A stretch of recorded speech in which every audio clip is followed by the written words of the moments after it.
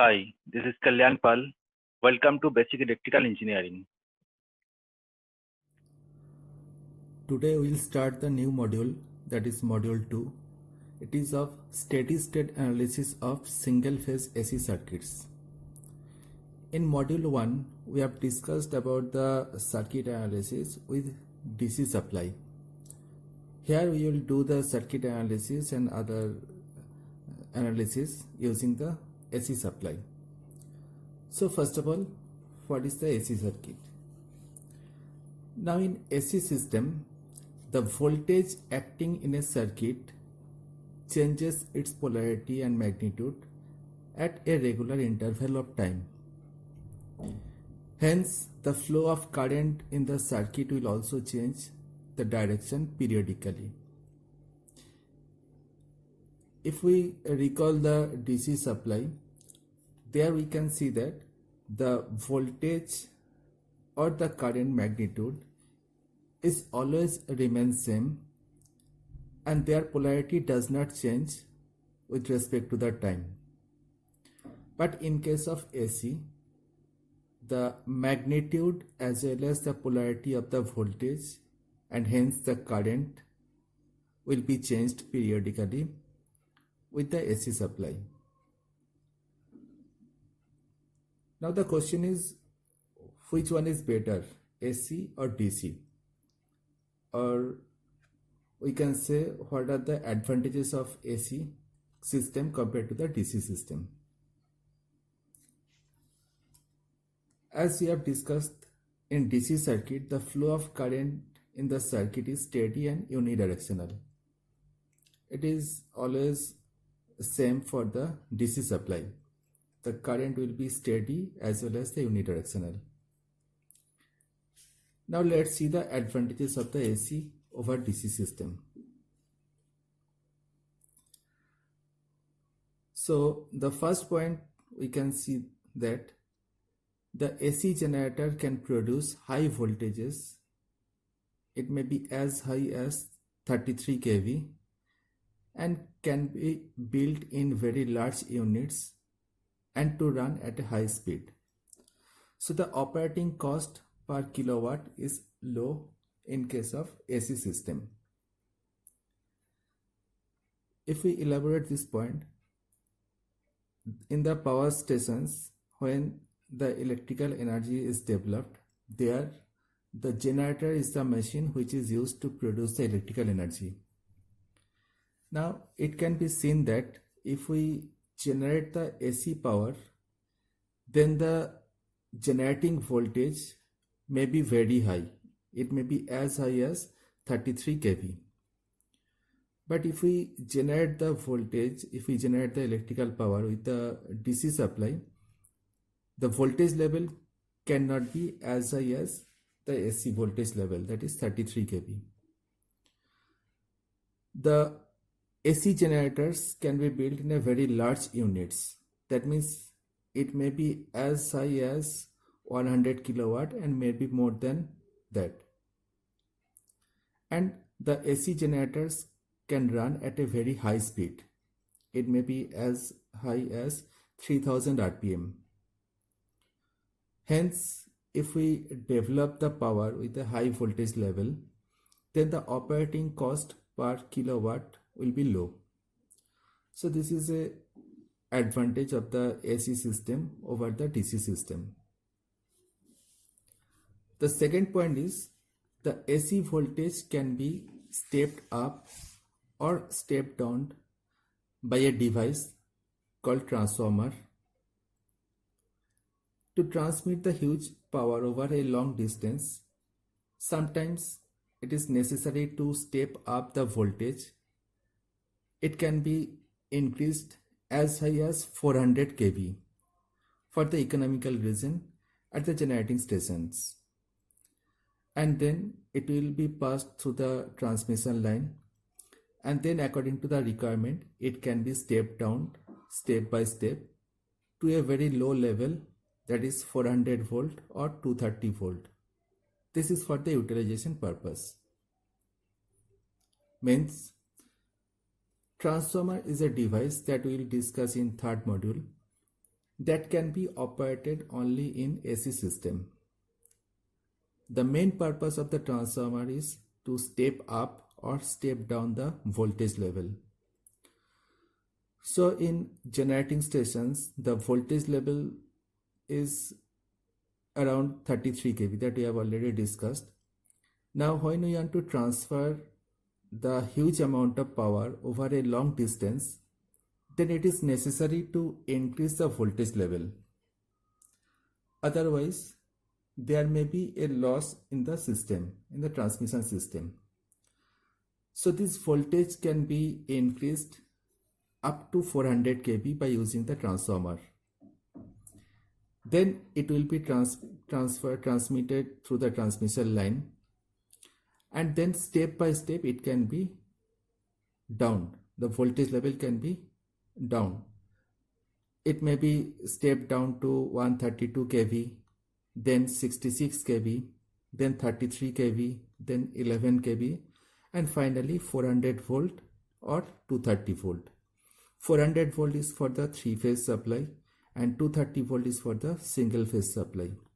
That will be discussed later in this module. In domestic utilization, basically the voltage level is kept. In single phase it is 230 volt and for 3-phase it is 400 volt. So we can see that the voltage can be stepped up or stepped down according to our requirements, and this is possible only in case of AC system because transformer cannot operate with the DC system. The third point is the AC motors are cheaper in cost, simple in construction, and more efficient and robust compared to the DC motors. In industries as well as in household applications, normally the AC motors are designed starting from the fan, the AC machines to up to the big machines in the industries. So it can be seen that the price of the AC motors are cheaper compared to the DC motors. It is simple in construction and also it is more efficient and robust. The maintenance of the AC motors are almost negligible, whereas in case of DC motors there is a special type of device that is called the commutator. So the maintenance requirement for the DC motors is more. But there is a small disadvantage of the AC motors that will be discussed later detail in 4th module. But here I mention the point that the speed control of the AC motor is little bit difficult, whereas for DC motor the speed control can be done easily. But this problem is overcome by using the power electronic devices, and nowadays the speed control of the AC motor is also possible. The fourth point, the fourth advantage of the AC system compared to the DC system is that the switch gears, that is the switches, circuit breakers, relay, etc., for AC system is simpler than DC system. Now, when a power system is designed starting from generation, transmission, distribution up to utilization, in various steps we have to use various switch gears. That means the circuit breakers, relays, switches, etc. And it can be seen that this switchgear system is simple and also the cost effective if we go for AC system. So that's why the AC system is nowadays universally accepted method for generation, transmission, distribution and utilization of the electrical energy. All over the world, AC system is preferred compared to the DC system. Although there are some specific applications for the DC system that can be discussed later. For example, electroplatings, then electric locomotives. These are the few applications where the DC system are still used in India. Now we can see the DC system and AC system just for our clarity. Here we consider a DC circuit, simple DC circuit with a voltage source and a resistance R. So a current will flow through the circuit. Now if we switch on, then at time t equal to 0, if we switch on, and then if we check the circuit throughout, unless and until the switch are opened, we can see that the magnitude of the voltage and current is steady and it is unidirectional. So this is the voltage or current characteristics with respect to the time. So in DC system it is always constant. Whereas if we consider the AC system, so this is a symbol of the AC voltage. It is a sinusoidal waveform symbol. V is the value of the voltage source, where small v means it is the instantaneous value of the voltage. That we will discuss later, what is instantaneous value and so on. Then in the same resistance, if we apply the AC voltage, then the current will flow. Again, this is the instantaneous current. Instantaneous current means the value will be continuously changing with respect to the time.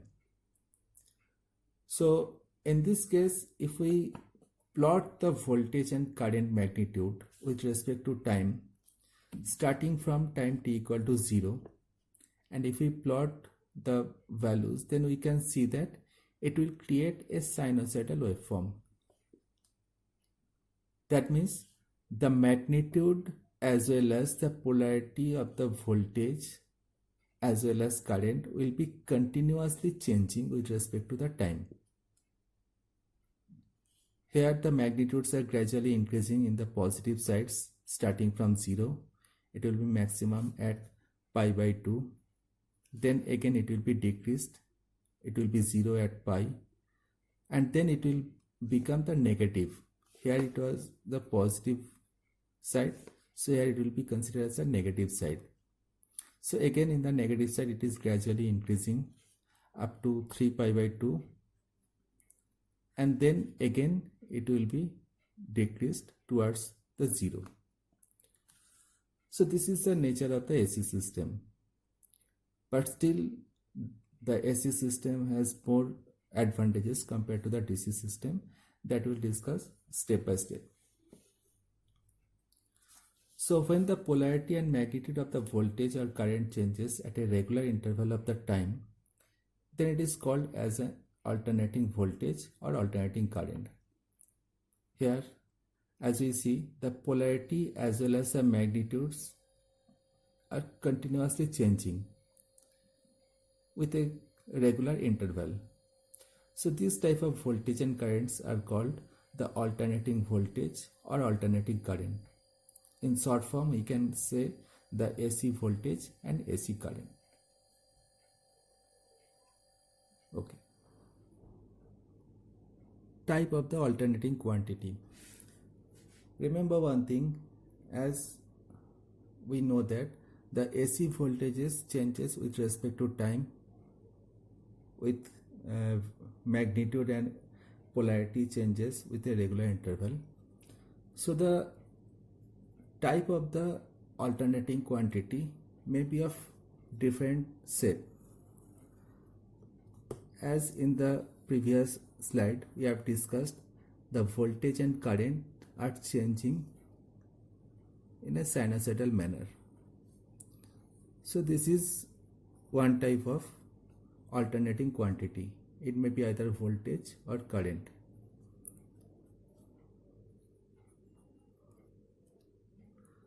So the value will be maximum at pi by 2, starting from 0, maximum at pi by 2, then again 0 at pi, then at 3 pi by 2 it will be maximum in the negative side, then again at 2 pi it will be 0, and this form will be continuous. This type of waveform is called the sinusoidal waveform. But there are other type of alternating quantity also. For example, there may be a triangular waveform. So the triangular waveform is of different shape. So this is one type of triangular waveform.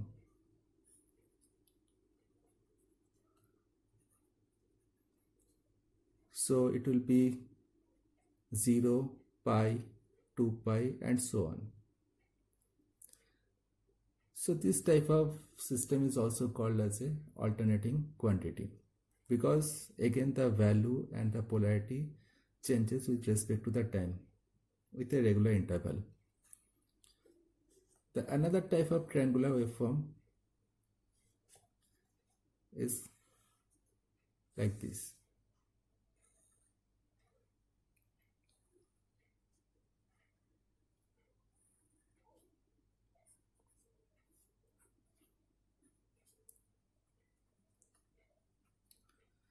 This is called as the sawtooth waveform. So this is also considered as the alternating quantity. Although here the polarity does not change, but its magnitudes are continuously changing. So it is also considered as a variable parameter. There is another type of waveform. This is called the rectangular or square waveform.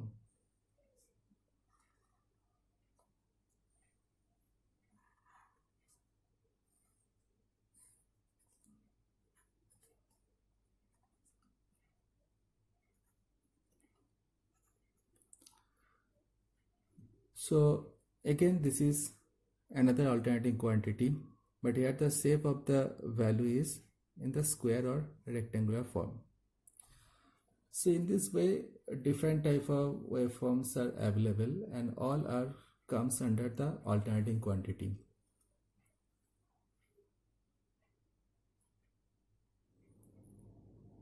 As we have seen that in the last slide, that the various shapes of alternating quantity can be possible. But for electrical energy, starting from generation up to utilization, we basically prefer the sinusoidal quantity, sinusoidal alternating quantity. So let's discuss. First of all, what is the waveform? The variation of an AC voltage or current with respect to time when it is plotted is called the waveform.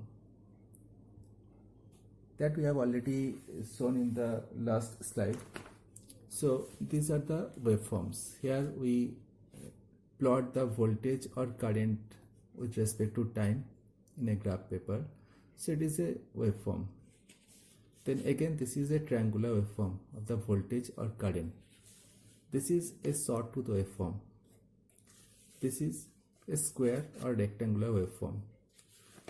So basically the variation of an AC voltage or current with respect to time when plotted is called the waveform. Now when an alternating quantity, either voltage or current, that varies according to the sign of the angle, it is known as the sinusoidal alternating quantity. That means if the parameter changes and if we plot the change of the parameter with respect to time, and if it form a sinusoidal waveform, then this alternating parameter is considered as a sinusoidal alternating parameter or quantity, as we have seen in the figure. So here the first is considered as a sinusoidal waveform, because here the change of the voltage or current with respect to time are plotted and it makes a sinusoidal waveform. So this is a sinusoidally varying alternating quantity. Now for the generation of the electrical power, that I have already mentioned, the sinusoidal voltage and currents are selected.